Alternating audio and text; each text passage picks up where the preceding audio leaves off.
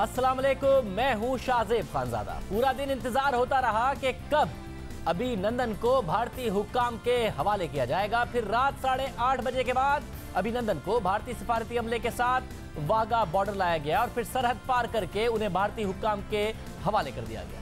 पाकिस्तान ने अमन के लिए भारतीय पायलट अभिनंदन को भारत के हवाले कर दिया।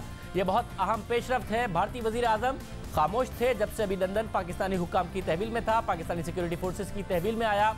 उस वक्त तक वो खामोश रहे। खिताब भी किया तो जुमानी खिताब किया जिसमें वो इंदिया देते नजर आए कि जो पहली स्ट्राइक थी वो सिर्फ ट्रायल था, मगर उसके बाद अब जब अभिनंदन पाकिस्तान की तरफ से हवाले कर दिया गया तो भारतीय वजीर आजम मोदी का ट्वीट थोड़ी देर पहले सामने आया। उन्होंने लिखा कि वेलकम होम विंग कमांडर अभिनंदन, कौम को तुम्हारी मिसाली जुर्रत पर फख्र है। हमारी मुसल्लह अफवाज 130 करोड़ भारतीयों के लिए मिसाल है। फाइनली नरेंद्र मोदी की तरफ से, वजीर आजम नरेंद्र मोदी की तरफ से बयान सामने आया। अभिनंदन को भारत के हवाले कर दिया गया, मगर उसके बाद भी भारतीय मीडिया पर हंगामा मचा रहा और वो लोग जो पाकिस्तान के वजीर आजम की तरफ से इस इक़दाम की तारीफ कर रहे थे कि भारतीय पायलट को रिहा किया गया है, उनको सख्त सवालात का सामना करना पड़ा। भारतीय टीवी टाइम्स नाउ में भारतीय पायलट की रिहाई के बाद सूरत हाल पर बहस हुई तो एंकर और मेहमान में भारतीय स्ट्राइक के दावे पर बात हुई और जो एंकर था वो ये कहती नजर आई कि अब जब आप कल से तारीफ कर रहे थे पाकिस्तानी वजीर आजम की, इस वीडियो के आने के बाद भी तारीफ करेंगे तो शदीद किस्म की तनकीद का भारतीय मीडिया को सामना करना पड़ा। टाइम्स नाउ में यहाँ तक सामना करना पड़ा कि एंकर को आखिर में कहना पड़ा कि अगर आपने यही बातें करनी है तो पाकिस्तानी टीवी चैनल जियो पर जाकर कर। इस चीज़ का सामना करना पड़ा कि इंडियन मीडिया ने, बाकायदा तौर पर वहाँ पर गेस्ट कहते नजर आए कि इंडियन मीडिया ने अपने आप को पाकिस्तानी मीडिया के मुकाबले में शर्मिंदा किया है, क्योंकि हुकूमत ने तो ये कहा ही नहीं, भारतीय हुकूमत ने, कि पाकिस्तान में एयर स्ट्राइक में 300 दहशतगर्द मारे गए थे, मगर मीडिया ये बात करता रहा। जिसके जवाब में एंकर ये कहती रही कि हम आपको दिखाते हैं कि बाकायदा तौर पर एयरफोर्स की तरफ से ये बात की गई थी। उस वक्त नहीं चलाया बयान, बाद में आउट ऑफ कॉन्टेक्स्ट चलाया। हम आपको दिखाते हैं कल जब प्रेस कॉन्फ्रेंस हुई थी तो एयरफोर्स के नुमाइंदे ने, इंडियन एयरफोर्स के नुमाइंदे ने क्या कहा था और जो 300 स्ट्राइक का उनसे बार बार सवाल होता रहा कि 300 दहशतगर्द मारे गए हैं, तो इसका जवाब उन्होंने नहीं दिया, बल्कि ये कहा, पहले कह गए कि इमेच्योर क्लेम है, फिर कहा कि प्रीमेच्योर क्लेम है, मगर हमें जो ऑब्जेक्टिव अचीव करना था हमने किया। मगर 300 दहशतगर्द मारने का जो दावा इंडियन मीडिया की तरफ से आता रहा, ये बात नहीं। बात हो रही थी कि 300 दहशतगर्द मारे गए या नहीं मारे गए, तो ये बात आउट ऑफ कॉन्टेक्स्ट चलाई। ये सूरत हाल है भारत में जहां मीडिया इस तरह की रिपोर्टिंग कर रहा है। इसी वजह से तनकीद भी हो रही है। ये तनकीद हो रही है कि दो ममालिक को आमने सामने भारतीय मीडिया ले आया, जंग कराने की कोशिश की गई भारतीय मीडिया की तरफ से। अब ये सारा का सारा मामला वापस चले गए हैं जो पायलट थे भारतीय। अब देखते हैं कि मामला आगे कैसे बढ़ेगा। आज पूरा दिन शोर मचा रहा भारतीय मीडिया पर, भारतीय पायलट की रिहाई में ताखीर पर सवालात उठाए गए। वाघा बॉर्डर पर क्या सूरत हाल रही, इस हवाले से हम बात करेंगे। नुमाइंदा जियो न्यूज़ में आबिद हमारे साथ मौजूद हैं। इसके अलावा मुशर्रफ जैदी सीनियर तज्जियाकार हमारे साथ मौजूद है, फॉरेन ऑफिस में काम करने का तजर्बा रखते हैं। उनसे पूछेंगे कि यहाँ से मामला तब कैसे आगे जा सकते हैं जब इंडियन पायलट को वापस भी दे दिया गया, मगर अभी तक नरेंद्र मोदी ने, पाकिस्तानी प्राइम मिनिस्टर ने जो बात करने की कोशिश की उसका जवाब नहीं दिया है। मियां आबिद, क्या आज होता रहा पाकिस्तान में जो वाघा बॉर्डर की सेरेमनी होती है उसके लिए रश भी बहुत था, फिर उसके बाद हैंड ओवर किया गया, लेट भी हो गया, क्या आपने देखा? मंजरकशी कीजिएगा। जी, इसमें यह था कि जो पाकिस्तानी मीडिया था सारे का सारा आज सुबह से ही 7 बजे से वाघा बॉर्डर पर उसकी ड्यूटी लग गई थी, लेकिन ये इतलात मिली थी कि दोपहर के वक्त इस्लामाबाद से लाहौर लाया जाएगा भारतीय पायलट जो दारंदाजी करके यहाँ आया और फिर 2 दिन से पाकिस्तान की हिरासत में था। और कल वज़ीर आज़म ने ऐलान किया था और उस ऐलान के मुताबिक आज उस ऐलान को अमली जामा पहनाया गया कि भारतीय पायलट जो अभिनंदन था उसको भारतीय हुकाम के हवाले वाघा बॉर्डर पर करना था। तो मीडिया भी वहाँ पर मौजूद था और जो फ्लैग सेरेमनी होती है वहाँ पर लोग जो है वो अभिनंदन को भी देखने के लिए बड़ी तादाद में वहां पे मौजूद रहे, सारा दिन मौजूद रहे। लेकिन उस फ्लैग सेरेमनी की वजह से इस चीज़ को लेट किया गया और उसके बाद 8:14 पर अभिनंदन को जो है एक हाई प्रोफाइल काफले में, जिसमें भारत के जो एयर अताशी थे और उनके वजारत दाखिला के लोग थे हमारे, वो भी उनके साथ मौजूद थे और हमारी आर्मी के लोग मौजूद थे। वो उनको बड़े प्रोटोकॉल के साथ वाघा बॉर्डर पर ले जाया गया और वहाँ पर उनके इमिग्रेशन के कागजात के ऊपर दस्तखत कराया गया और उसके बाद उनका रिकॉर्ड मुरतब करने के बाद उनका मेडिकल करवाया गया। मेडिकल करवाने के बाद उनको भारतीय हुकाम के हवाले किया गया। तो अभिनंदन जो थे, जो जैसे ही वो यहाँ वाघा बॉर्डर पर नजर आए तो वैसे लगता था जैसे पाकिस्तान की सैर के, यानी उन्हें इतनी एहतराम और मोहब्बत के साथ जो है वो बिल्कुल फ्रेश नजर आ रहे थे और उनको वहाँ से रुखसत किया गया। अब यानी कि पाकिस्तान में जो लोग थे वो चाहते थे कि अभिनंदन को देख लें, और जिस तरीके से हर तरफ से ऐसा नहीं था कि कोई नफरत का माहौल हो, कोई गुस्से का माहौल हो, पाकिस्तान की जो अवाम है वो खुश थे इस सारे के सारे मामले पर जो हुकूमत पाकिस्तान की तरफ से इकदाम किया गया। जी शाहजेब, आप ने बिल्कुल ठीक कहा कि पाकिस्तानी अवाम जो थी वो बड़ी खुश थी इस चीज़ के ऊपर कि एक जो है अच्छा गुडविल जेस्चर दिया जा रहा है भारत को और पूरी दुनिया को कि पाकिस्तानी कौम जो है वो अमन पसंद कौम है। और अभिनंदन जो है उसको यहाँ आज वाघा बॉर्डर पर अगर भारत के जब हवाले किया जाएगा तो वो उसको देखना चाहते थे कि वो किस कंडीशन में है, लेकिन वहाँ पर फ्लैग सेरेमनी ख़त्म हुई तो वहाँ से तमाम लोगों को जो है वो वापस घरों को रवाना कर दिया गया। और उसके बाद वहाँ पर सिर्फ इंतजामिया और रेंजर्स के अफरान जो वहाँ पर मौजूद रहते हैं वही मौजूद रहे, और उसके बाद एक कानवाई की सूरत में लाया गया। और जब टीवी पे लोगों ने देखा तो उसमें अभिनंदन था वो बहुत फ्रेश चेहरे के साथ एक नए सूट के साथ जो है वो बिल्कुल फ्रेश नजर आता था और उसको भारतीय हुकाम के हवाले किया गया। बहुत शुक्रिया। मैं आबिद इस हवाले से मंजर कशी कर रहे थे। आज जो कुछ हुआ, मुशर्रफ ज़ैदी साहब, हमारे मुशर्रफ ज़ैदी साहब बहुत शुक्रिया। जाहिर है बहुत ज़्यादा क्राइसिस पैदा हुआ।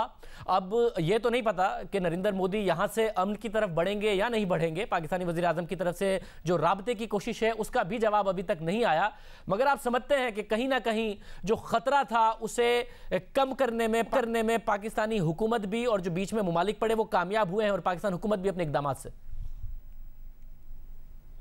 इसका शाहजेब पूरा क्रेडिट जो है वो पाकिस्तानी हुकूमत को जाता है। पाकिस्तान एक सॉवरन मुल्क है, ज़ाहिरी बात है दीगर ममालिक ने अपनी राय जो है वो ज़ाहिर की, लेकिन मैं समझता हूँ कि हमें अपने पार्लियामेंट पे, अपने फ़ौज की क़यादत पे और अपने जो प्राइम मिनिस्टर और उनकी पार्टी है उन पर बहुत फ़ख्र होना चाहिए, क्योंकि ये जो जिस ज़िम्मेदारी का मुज़ाहरा पाकिस्तानी हुकाम ने किया है इसकी एटलीस्ट मुझे तो इतना नहीं याद आता कि रीसेंट हिस्ट्री में हमने इस तरह इत्तेहाद दिखाया हो और एक मुनज़्ज़म तरीक़े से अच्छे स्टेप्स लिए हों और यूनिटी के साथ लिए हों। ठीक है, थोड़ी तनकीद हुई है ये जो विंग कमांडर साहब को वापस हैंड ओवर किया है, लेकिन इसके लिए भी मैं समझता हूँ ओवरवेलमिंग जो है सपोर्ट थी। तो ये एक बड़ा अच्छा लम्हा है पाकिस्तान के लिए, और इस लम्हे से और भी अच्छे लम्हे इंशाल्लाह निकलने चाहिए। आप समझते हैं आइडियल मौका है नरेंद्र मोदी के लिए, मगर इलेक्शन इस वक्त हाइल हैं, क्योंकि नरेंद्र मोदी जब इख्तिदार में आए तो शुरू में उनकी तरफ से भी कुछ कोशिशें थी कि पाकिस्तान और भारत के ताल्लुकात बेहतर हों। वो आ गए थे नवाज शरीफ साहब से मिलने भी, जब वज़ीर आज़म थे नवाज शरीफ साहब, वहाँ पर भारत में उन पर बड़ी तनकीद हुई, यहाँ पर हमारे वज़ीर आज़म पर बड़ी तनकीद हो गई। अब आप समझते हैं क्योंकि इलेक्शन है तो उनके लिए बड़ा मुश्किल है, इलेक्शन के बाद ही मुमकिन हो सकता है, चाहे वो खुद इख्तिदार में आ जाए या कांग्रेस इख्तिदार में आ जाए, उससे पहले बड़ा मुश्किल है चीज़ें बेहतर होना। देखिए, आप बिल्कुल दुरुस्त फरमा रहे हैं। मैं नहीं समझता कि इलेक्शन से पहले हिंदुस्तानी अवाम या नरेंद्र मोदी ख़ुद जो हैं वो किसी तरह की भी रेकन्सिलिएशन या पीस टॉक्स में इंटरेस्ट लेंगे। 2008 के बाद जो मुंबई अटैक्स हुए थे उसके बाद से जो मीडिया का रोल रहा है हिंदुस्तान में, आपने उसका एक तो एग्जाम्पल दिया, लेकिन ये रोज़ाना की कहानी है हिंदुस्तान में।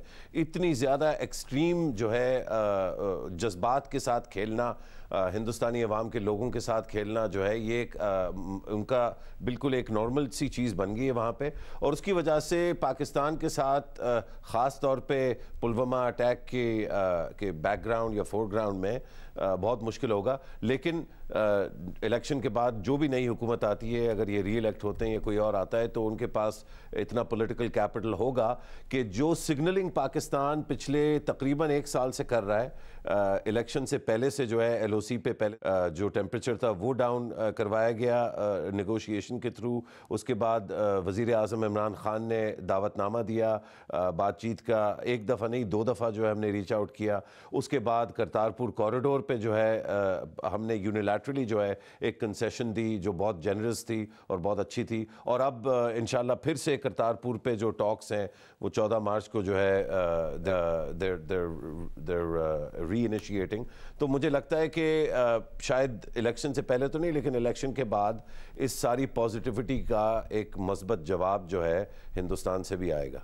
बहुत शुक्रिया। मुशर्रफ साहब हमारे साथ मौजूद थे, के बाद ही शायद जवाब आ पाए। इस सब में पाकिस्तान ने कोशिश की कि OIC इजलास में भारत शरीक ना हो। मुत्तहदा अरब अमारात के वज़ीर ख़ारजा और तुर्की के वज़ीर ख़ारजा से राब्ते किए, अपने तहफ़्फ़ुज़ात से आगाह किया। ये भी बताया कि भारतीय जारियत के बाद अब पाकिस्तान के लिए सुषमा स्वराज के साथ बैठना मुश्किल हो जाएगा, मगर इन सब कोशिशों के बावजूद OIC इजलास में भारतीय वज़ीर ख़ारजा शरीक हुई। तो क्या पाकिस्तान ने इस इजलास में ना जाकर दुरुस्त किया या गलत किया? क्योंकि भारतीय वज़ीर ख़ारजा आज बोली, इनडायरेक्टली उन्होंने पाकिस्तान के हवाले से भी बात की, दहशतगर्दी पर भी बात की, उन्हें वेलकम भी बड़ा अच्छा मिला। पाकिस्तानी पार्लियामेंट में पीपल्स पार्टी की राय है कि पाकिस्तान को जाना चाहिए था। आसिफ जरदारी साहब ने यही कहा। नून लीग इस बात की हामी है कि बॉयकॉट करना चाहिए था, हो गया। मुताबिक खुद काबीना के अंदर कुछ वज़रा की ये राय थी कि पाकिस्तान को मुकम्मल बॉयकॉट नहीं करना चाहिए। जिस वक्त भारतीय वज़ीर ख़ारजा वहाँ मौजूद हो उस वक्त बेशक पाकिस्तान ना जाए, मगर OIC का मुकम्मल बॉयकॉट ना करे। बट बहरहाल फैसला यही हुआ कि वो आ रही हैं तो पाकिस्तान का वक्त नहीं जाएगा। प्रोग्राम में ब्रेक शामिल करेंगे, उसके बाद आपको दिखाएंगे सुषमा स्वराज वहाँ क्या कहती रही, उनको किस किस्म का वेलकम मिला और क्या पाकिस्तान ने फैसला दुरुस्त किया। भारतीय वज़ीर ख़ारजा आज OIC के इजलास में शरीक हुई और पाकिस्तान ने OIC वज़राए ख़ारजा इजलास के बॉयकॉट का ऐलान कर दिया। इस फैसले पर तनकीद हो रही है मगर इसकी हिमायत भी है। खासतौर पर पीपल्स पार्टी का मौक़िफ़ है कि पाकिस्तान को नाजुक मौके पर किसी भी फोरम को नहीं छोड़ना चाहिए, अपना मौक़िफ़ पेश करना चाहिए। वज़ीर ख़ारजा शाह महमूद कुरैशी ने आज पार्लियामेंट के मुश्तरका इजलास में OIC वज़राए ख़ारजा इजलास में शिरकत न करने का ऐलान किया और कहा कि भारतीय वज़ीर ख़ारजा सुषमा स्वराज और OIC इजलास में शिरकत कर रही हैं, इसलिए मैं इजलास में नहीं जाऊँगा। वज़ीर ख़ारजा शाह महमूद कुरैशी ने ऐवान को OIC इजलास में शिरकत न करने की वजूहात बताई। उनका कहना था कि भारतीय वज़ीर ख़ारजा को OIC इजलास में मदऊ करने के मामले पर नज़रसानी के लिए मुत्तहदा अरब अमारात और OIC को कई बार दरख्वास्त की थी। वज़ीर ख़ारजा सुषमा स्वराज को OIC वज़राए ख़ारजा इजलास में गेस्ट ऑफ ऑनर की हैसियत से शिरकत की दावत मुत्तहदा अरब अमारात की तरफ से दी गई थी और पाक भारत कशीदा ताल्लुकात के तनाजुर में पाकिस्तान इस इजलास में शिरकत नहीं कर रहा। लोअर लेवल के ऑफिशल्स भेजे जाएंगे जैसा कि वज़ीर ख़ारजा ने कहा, लेकिन इस फैसले की पीपल्स पार्टी के शरीक चेयरमैन आसिफ जरदारी ने मुखालफत की। आज पार्लियामेंट के मुश्तरका इजलास में खिताब में आसिफ जरदारी का कहना था कि वो पार्लियामान के फैसले का एहतराम करते हैं, लेकिन उनकी राय है कि पाकिस्तान को OIC इजलास में शिरकत करना चाहिए और दोस्त ममालिक से लाताल्लुक नहीं होना चाहिए। राहुल भुट्टो जरदारी ने भी इस फैसले पर तनकीद की मगर नून लीग ने इस फैसले की हिमायत की। आज सुषमा स्वराज इस इजलास में शरीक हुई, उन्होंने वहां पर जाकर बात की। नून लीग ने हुकूमती फैसले की तारीफ की है कि OIC इजलास में पाकिस्तान नहीं गया। अपोजिशन लीडर नून लीग के सदर शहबाज शरीफ ने वज़ीर ख़ारजा के इजलास से बायकॉट के फैसले को सराहते हुए कहा कि यह फैसला पाकिस्तान के अवाम और ऐवान की तर्जुमानी है। उन्होंने मुतालबा किया कि हुकूमत मुत्तहदा अरब अमारात के हुक्काम से भी अपना एहतजाज रिकॉर्ड कराए। इसके अलावा शहबाज शरीफ ने तजवीज़ दी कि हमें दोस्त ममालिक में पार्लिमानी वफूद भेजने चाहिए। ये सारी की सारी सूरत हाल है। हमारे साथ अब्दुल बासित साहब मौजूद हैं। आप साबिक पाकिस्तानी हाई कमिश्नर हैं, भारत में आपने बतौर पाकिस्तानी हाई कमिश्नर सर्व किया, इसके अलावा वसी तजर्बा है सिफारतकारी का। भाई साहब बहुत शुक्रिया हमें शो में ज्वाइन करने के लिए। सब आप क्या समझते हैं, दुरुस्त फैसला पाकिस्तान का OIC के इजलास को बॉयकॉट करने का या जाना चाहिए था, अपना मौक़िफ़ पेश करना चाहिए था? मेरे लिए तो शाहज़ेब पहली ये बात बड़ी जो है बाइस तशवीश है कि UAE ने हमें कंसल्ट किए बग़ैर ये फ़ैसला किया। मुझे समझ नहीं आती कि ये किस तरह मुमकिन है, क्योंकि UAE के वली-अहद ने पाकिस्तान का भी दौरा किया, आप जानते हैं, फिर हमारे वज़ीर आज़म भी गए थे UAE। अगर इस किस्म की बात हो रही थी तो पाकिस्तान से कंसल्ट करना मैं समझता हूँ कि बहुत ज़रूरी था। तो ये मेरे लिए हमारी सफारतकारी में थोड़ा बहुत कहीं गैप तो यकीनन है कि UAE जैसा मुल्क जिससे हमारे ताल्लुकात अब बेहतर होने जा रहे हैं, वो हमें लूप में नहीं रखा और उन्होंने एक तरफ़ा तौर पे सुषमा स्वराज साहिबा को बुलाया। दूसरा, जहाँ तक आपका सवाल है, मैं इस बात पे तो मुत्तफ़िक़ हूँ कि वज़ीर ख़ारजा को हमारे इनऑगरल सेशन में नहीं जाना चाहिए था, लेकिन OIC की जो स्पेस है वो 50 साल से हमारे पास है। हमें कोई ऐसा, हालांकि OIC की कोई इतनी रेलेवेंस कांग्रेस अब रही नहीं, लेकिन फिर भी हमें एक प्लेटफॉर्म मिला हुआ है। अब पीछे 2 दिन पहले ही कॉन्टैक्ट जो ग्रुप है कश्मीर की, उसका इजलास भी हुआ था, आपको याद है। तो हमारे लिए एक स्पेस है जहाँ सिर्फ हमें जम्मू और कश्मीर के हवाले से अपनी मकसद की रेजोल्यूशन हम वहाँ पास करवा लेते हैं और उस हवाले से हमें ये स्पेस लूज़ नहीं करनी चाहिए। मेरा अपना ख्याल ये था कि इनॉग्रल सेशन में जहाँ सुषमा स्वराज साहिबा तकरीर कर रही हैं, उस वक्त अगर हमारे फॉरेन मिनिस्टर मौजूद ना होते तो ठीक था, लेकिन बाद में अगर वो चले जाते तो उसमें कोई हर्ज नहीं था, क्योंकि हमें ये स्पेस रिटेन रखनी है OIC की। और फिर अब देखना ये है कि कल जब ये इजलास ख़त्म होता है तो क्या OIC हमारे पीछे खड़ा होता है कि नहीं। अब लोअर ऑफिशियल्स का जो डेलीगेशन है, मुझे नहीं मालूम किस हद तक इफ़ेक्टिव हो सकेगा। जो करारदादें हम चाहते हैं वहाँ पे पुलवामा अटैक से लेकर जम्मू और कश्मीर तक, वो अब हम हासिल कर सकेंगे नहीं। Let's see, fingers crossed.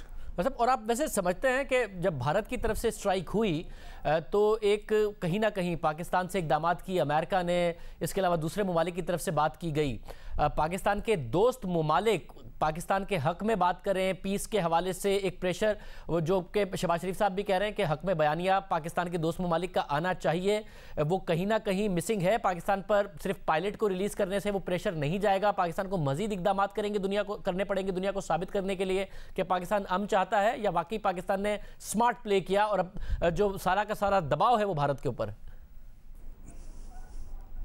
देखिए, मैं बुनियादी तौर पे समझता हूँ कि सफारतकारी में थोड़ा बहुत इंसान को रियलिस्टिक होकर बात करनी चाहिए। एक तो जज्बात अवामी सतह पे होते हैं, वो ठीक है, हम सब कौमी जज्बा रखते हैं, लेकिन भारत सफारतकारी में जज्बात से ज़्यादा आपको अपने जो है इंटरेस्ट मफादात को प्रोटेक्ट करना पड़ता है और फिर एक लामा अमल भी बनाना पड़ता है। बदकिस्मती के साथ पुलवामा के वाक़ये के बाद अभी तक सिर्फ टर्की के अलावा मुझे कोई ऐसी स्टेटमेंट नज़र नहीं आई जो जम्मू और कश्मीर के तनाज़े की बात करे। सब लोग बुनियादी तौर पे यही कह रहे हैं कि पुलवामा टेरर अटैक हुआ है, सिर्फ अटैक नहीं हुआ, टेरर अटैक हुआ है, जिसका मतलब ये है कि दुनिया भारत के नैरेटिव को ज़्यादा पजीराई दे रही है। और मैं समझता हूँ कि ये आज की बात नहीं है, ये पिछले 10 से 15 सालों की बात आप कर लीजिए, जिसमें हमारी सफारतकारी में कहीं ना कहीं कोई कमी रह गई है, जिसकी वजह से जो कश्मीर की जद्दोजहद को जिस तरह पेश होना चाहिए दुनिया के सामने वो हम नहीं कर पाए। इसी वजह से हमें बहुत काम करने की ज़रूरत है। आज भी देखिए, मैं इसीलिए कह रहा हूँ कि OIC की जो है ये फ़ोरम है हमारे लिए इम्पॉर्टेंट है, क्योंकि यही एक वाहिद फ़ोरम है जहाँ हमारी बात किसी हद तक सुनी जाती है। गो के OIC में ऐसे ममालिक भी हैं जैसे ईरान है, अफ़गानिस्तान है, वो हमारी प्रपोजल्स को ऑब्वियसली रेडिली एक्सेप्ट नहीं करेंगे, लेकिन फिर भी बहरहाल हम अपनी काबिशों से कुछ ना कुछ इस फोरम से निकाल लेते हैं। तो मैं शहबाज शरीफ साहब से इस बात तक इत्तेफाक करता हूँ कि हमें एक मज़ीद एक्टिव कश्मीर डिप्लोमेसी करनी है। हमें देखें, दहशतगर्दी का तो हमारे भी मामलात हैं, कुलभूषण जादेव को हमने पकड़ा हुआ है, ट्राई भी हो गया, उसका सब कुछ हो गया, लेकिन हमारा जो बुनियादी नुकसान हुआ है पिछले 15-20 सालों में वो जम्मू और कश्मीर के कॉन्टेक्स्ट में हुआ है। हम सही नैरेटिव दुनिया को अपना नहीं बता सके। उस हवाले से मैं शहबाज शरीफ साहब से बिल्कुल इत्तेफाक करता हूँ कि हमें एक नई काविश करनी है, एक नई कोशिश करनी है जिससे दुनिया को मालूम हो कि पाकिस्तान और भारत के दरमियान असल जो मसला है वो जम्मू और कश्मीर है। ये टेररिज्म, ये पुलवामा, ये उरी, ये सारी उसकी कॉलोनीज हैं। ये असल मसला ये नहीं है। बुनियादी जो तनाज़ा है वो जम्मू और कश्मीर है। ये रिजॉल्व हो गया तो पाकिस्तान और भारत के दरमियान तो और कोई ज़्यादा इतना मसला रह नहीं जाता। बहुत शुक्रिया। हमारे साथ अब्दुल बासित साहब अपने तजर्बे की रोशनी में बता रहे थे और जो हालिया वाक़यात हुए हैं कि किस तरीके से इस वक्त जो इवेंट्स हैं वो पाकिस्तान के हक़ में या पाकिस्तान के ख़िलाफ़ इस वक्त नज़र आते हैं। बैनुल-अक़वामी जो सफारतकारी है उसमें कहाँ कहाँ पाकिस्तान को मज़ीद किरदार अदा करने की ज़रूरत है। प्रोग्राम में एक ब्रेक शामिल करते हैं। नरेंद्र मोदी ने अभी तक वज़ीर-ए-आज़म इमरान खान को जवाब नहीं दिया है। क्या अपडेट है? हमारे साथ मौजूद होंगे वज़ीर इत्तलात फवाद चौधरी, उनसे पूछेंगे। ज़बरदस्त पाकिस्तान की तरफ से अमन का पैगाम दिया गया, पाकिस्तानी वज़ीर आज़म की तारीफ़ें हो रही हैं, भारत में हो रही हैं, इंटरनेशनल मीडिया में हो रही हैं, मगर पाकिस्तान ने और पाकिस्तानी वज़ीर आज़म ने कोशिश की कि नरेंद्र मोदी से राबता हो जाए, बात हो जाए। वो अभी तक क्या उस पर पेशरफ्त हुई है? हमारे साथ वज़ीर इत्तलात फवाद चौधरी साहब मौजूद। फवाद चौधरी साहब बहुत शुक्रिया। भारतीय पायलट भी वापस चलेगा। इत्तलात थी कि पाकिस्तानी वज़ीर आज़म उनकी रवानगी से पहले चाहते थे कि नरेंद्र मोदी के साथ बात हो जाए और राबता भी किया गया। क्या कोई बिल्कुल जवाब नहीं आ रहा है भारत की तरफ से? क्या मामला है? देखिए, पहली बात तो ये है कि अब इस पर काफी ज्यादा एक इंटरनेशनल जो आई वुड से कि जो इसमें मुल्क है उनका इंटरेस्ट अब बढ़ गया है। और जिस तरह से आज भी आपने सुना कि आर्मी चीफ ने जो 3 बड़ी कमांड है दुनिया की, उनकी चीफ से भी बात की है। जो USA के प्रेसिडेंट ट्रम्प साहब का भी कल भी बयान आया था और वहाँ से भी काफी ज्यादा जो रोल है वो प्ले हो रहा है। इसी तरह से जो हमारे दोनों मुस्लिम ब्रदर मुल्क है UAE, सऊदी अरेबिया, उन्होंने भी बहुत अहम इस सारे मामले में किरदार जो है वो अदा किया है। तो हमारी कोशिश देखिए, हमारी कोशिश ये है कि ये एक मामला जो हुआ है उसमें अगर आग भड़काना तो बड़ा आसान है। हम भी पूरा पाकिस्तान में अगर आप जंग इम्पोज करेंगे तो क्या पाकिस्तान ने 3 जंगें पहले लड़ी हैं, चौथी जंग भी हम लड़ लेंगे, तो प्रॉब्लम नहीं है। लेकिन जंगों से प्रॉब्लम हल नहीं होती। तो हमारी पूरी कोशिश है, जो प्राइम मिनिस्टर साहब ने एफर्ट की है, उनसे बातचीत की, वो बिल्कुल उन्होंने की है। और हमारा पहले तो ख्याल था कि खुद उनको फोन पे बताते हैं कि ये पायलट जो है वो रिहा करने का जो मामला है वो बताते हैं, और अमन की तरफ इनिशिएटिव जो है वो हम बताते हैं कि जो हम ले रहे हैं। लेकिन मेरा ख्याल है कि मोदी साहब ने अपना जो वहाँ पर एक लोकल पॉलिटिक्स में जो बार है वो इतना बड़ा कर लिया है कि अब उनसे वो बार दूर नहीं हो रहा। लिहाजा वो किसी बहाने से मामला जो है वो टालने की कोशिश कर रहे हैं। हालांकि वो कर नहीं पाएंगे। अब मुझे लगता है कि दुनिया की ओपिनियन बहुत पिछले 48 घंटों में पाकिस्तान को बहुत बड़ी सक्सेसेस मिली है। इस वजह पाकिस्तान का जो एक आलमी जो एक कहिए कि जो अक्स है वो एक ये है कि पाकिस्तान अमन के लिए कोशिश कर रहा है, हिंदुस्तान एग्रेशन कर रहा है, और भारत के ऊपर दबाव जो है वो बढ़ता जा रहा है आहिस्ता आहिस्ता, और मजीद बढ़ेगा। फौजी साहब, शायद जो मुज़ाकरात हैं और अमन के लिए आगे बढ़ना और ताल्लुकात बेहतरी के लिए तो शायद इलेक्शन से पहले ना हो पाए, मगर ये जो खतरा था कि कहीं दोनों मुमालिक जंग की तरफ ही ना चले जाएं, आप समझते हैं कि जो पाकिस्तान ने बड़ी अमन की बात की, साथ में भारतीय पायलट को भारतीय डिमांड से पहले ही रिहा करने का फैसला किया, जो आज चले भी गए, उससे कम से कम जंग का खतरा टल गया है, या इलेक्शन से पहले नरेंद्र मोदी किसी एडवेंचर की तरफ जा सकते हैं, वो खतरा अभी तक मौजूद है? देखिए, मेरा ये ख्याल है कि जब इंडियन मीडिया में भी अभी मैं देख रहा हूँ कि लेटली कुछ जो है वो अब डिवाइडेड ओपिनियन है, उनकी अपोजिशन भी डिवाइडेड है। इसका नुकसान असल में मामले का ये हुआ है हिंदुस्तान को कि वो डिवाइड है और हम लोग जो है वो यूनिफाई हुए हैं, इकट्ठे हुए हैं। तो वक्त गुजरता जो भी जाएगा आप देखेंगे कि हिंदुस्तान में तकसीम मजीद गहरी होती जाएगी। लिहाजा वो ये मोदी साहब को टेंशन कम करना चाहते हैं, उनके लिए माहौल नहीं रहा कि वो उसमें को अग्रेशन को बढ़ा सके। इंटरनेशनल प्रेशर भी उन पर बढ़ता जा रहा है। और अब जो सेलर एलिमेंट है इंडिया में, जैसे अरुंधति रॉय ने आज बहुत ही एक शानदार आर्टिकल जो है वो लिखा, तो इस तरह के जो लोग हैं वो भी अब निकल रहे हैं, वो बात कर रहे हैं। तो इंडिया के अंदर भी जो सोसाइटी में एक बड़ी नजर आ रही है, और सेलर एलिमेंट जो वहाँ का है वो भी उनके खिलाफ जो है वो खड़ा हुआ है, जो एक बड़ी मुस्बत पेशरफ्त है। जाहिर है कि किसी एक शख्स के मफाद के लिए करोड़ों लोगों की जिंदगियों को दाव पे लगाना बिल्कुल एक ऐसा अमल होगा जिसकी जितनी मजम्मत की जाए कम है। तो मुझे लगता है कि उनकी ख्वाहिश हो या ना हो, उनकी कैपेसिटी तो यकीनन मुतासर हुई है पाकिस्तान के खिलाफ अग्रेशन करने की, और ये मजीद कम होती जाएगी। क्योंकि पाकिस्तानी वजीर आजम ने कोशिश की कि उनसे रब्ता हो जाए, उन्होंने जवाब नहीं दिया, और जाहिर है उनकी कुछ कंपल्जन है इलेक्शंस की सूरत में। अब मजीद रब्ता करने की कोशिश करेंगे वजीर आजम, या इंतजार करेंगे कि नरेंद्र मोदी ने बात करनी है तो करे, जवाब देना है तो दे? हमने तो कोशिश कर ली है। हमने तो देखे जो एक कामयाबियां हासिल हुई हैं हमें सारे अमल में, वो हम समेटी है। और जो नरेंद्र मोदी साहब को कॉल करने का फैसला जो हमने किया था, वो भी उसका भी पेश नजर यही बात थी कि इसमें जो अमन की तरफ सीरियसनेस दिखाई जाए पाकिस्तान की, और वो हमने दिखा दी है। हमने पूरी दुनिया को दिखा दिया है कि हम कहाँ खड़े हैं। और ये ऐसा मामला था जिससे जाहिर है कि आपको मालूम है पाकिस्तान के अंदर भी तो एक ओपिनियन है जो कि इतनी फेवरेबल नहीं है कि आप कोई मामला को आसान से हिंदुस्तान में जितनी जातियाँ की हुई हैं कश्मीर में या बाकी मामलात में, उसके बावजूद हम तमाम एक पाकिस्तान में कंसेंट्रिक को जाहिर है कि अपोजिशन ने बहुत ही मुस्बत किरदार अदा किया, और उसके ऊपर प्राइम मिनिस्टर साहब ने कल शुक्रिया भी अदा किया। और पाकिस्तान में अगर हम मुतहिद ना होते, ये जो सारे सिग्नल हम दे पाए हैं शायद हम ना दे पाते। ये भी एक बहुत बड़ा एडवांटेज हुआ है हमें। और इस सारे मामले में भी हमने अपोजिशन को भी सारा जो है वो बात उनको भी बताते चल रहे हैं। और एक ओवरऑल पाकिस्तान में जो एनवायरनमेंट है वो भी कोई वॉर मॉन्गरिंग का है नहीं। हम अपने गैस बिजली के बिलों के ऊपर तवज्जो देना चाहते हैं, हम चाहते हैं मईशत यहाँ पे आए। तो मेरा ये ख्याल है कि जो हमने ओवरऑल इम्प्रेशन जब तक दिए हैं उनमें हमें कामयाबी हासिल हुई है।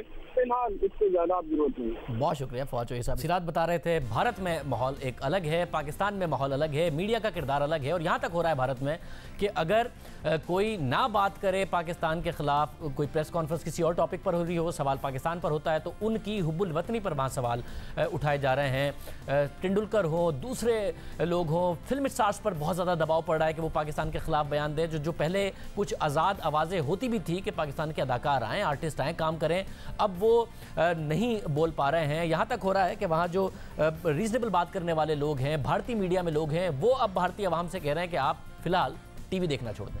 ये इस वक्त माहौल है, जो स्पेस है बात करने का, रीजनेबल बात करने का, वो ख़त्म हो गया है। हमारे साथ पाकिस्तान के सीनियर अदाकार जिन्होंने भारत में काम किया है, पाकिस्तान में बहुत ज़्यादा काम किया है, जावेद शेख साहब मौजूद हैं। जावेद शेख साहब बहुत शुक्रिया।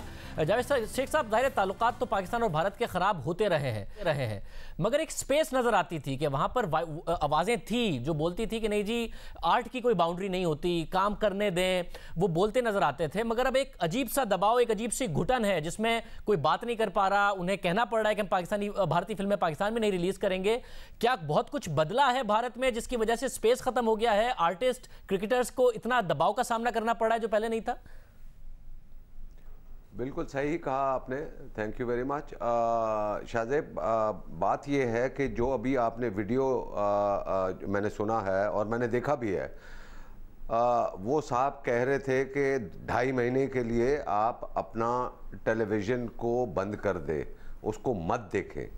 तो मैं समझता हूँ कि इस मीडिया ने हिंदुस्तान को डिवाइड कर दिया है। पाकिस्तान की मीडिया ने पाकिस्तान को यूनाइटेड किया है और इन्होंने डिवाइड कर दिया है। ये पहले भी जैसे बॉम्बे का वाक़या हुआ था, उस वक्त मैं हिंदुस्तान में ही था, उसके मैं रहता था वहाँ पर बॉम्बे में। मैं कोई उस वाक़े के कोई 2-3 हफ्ते बाद मैं वहाँ पर गया, तो मुझे डर था कि जब मैं एयरपोर्ट से बाहर निकलूँगा तो हिंदुस्तानी लोग जब मुझे देखेंगे कि पाकिस्तान से आया है, क्योंकि वो पाकिस्तान के ऊपर नाम लगा हुआ था। तो जब मैं एयरपोर्ट से बाहर निकला हूँ तो आप यकीन कीजिए कि जब मैं बाहर निकला हूँ तो 2-4 फैमिलीज़ मेरे सामने, उन्होंने मुझे पहचाना और मुझे कहा कि Javed ji, welcome back to India. So this is the difference at that time और आज में फ़र्क ये है कि उस वक्त ना मीडिया इतना एग्रेसिव था और ना ही लोग उसके एग्रेसिव थे। मीडिया ने ये सारा काम बिगाड़ दिया हिंदुस्तान में और लोगों को गलत ख़बरों से उनको पाकिस्तान के लिए नफ़रत पैदा कर दी है और बग़ैर सोचे समझे, वो बग़ैर सबूत हासिल किए पाकिस्तान के ख़िलाफ़ बोल रहे हैं।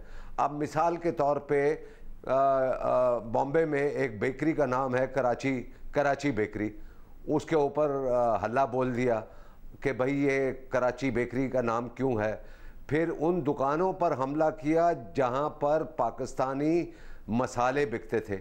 अरे भाई, उसका क्या कसूर है? तो हमारे यहाँ पे जो बॉम्बे बेकरी है कराची में, हमने तो कभी अभी भी लोग वहाँ पे जाके चाय पीते हैं और वहाँ खाते पीते हैं। दर्शक साहब, आप समझते हैं कि कभी कभार होता है कि जब बहुत नफरत का नैरेटिव बिल्ड किया जाए तो आप खुद उसके गुलाम बन जाते हैं, होस्टेज बन जाते हैं। भारतीय मीडिया जिस नहज पर चला गया है नरेंद्र मोदी साहब के आने के बाद, जितना कुछ हुआ है, आप समझते हैं मुस्तकबिल में इसको रिवर्स करने के लिए और अमन पर आने के लिए और आवाम को फिर समझाने के लिए कि पाकिस्तान से अमन कितना ज़रूरी है, बड़ा मुश्किल होगा, या आपको अभी भी उम्मीद है?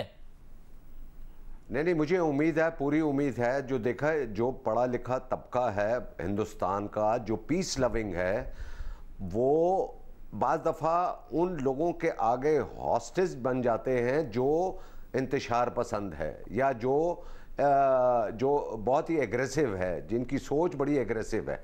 तो वो लोग अभी वहाँ पर हैं और वो नहीं चाहते कि किसी किस्म की जंग पाकिस्तान के साथ हो।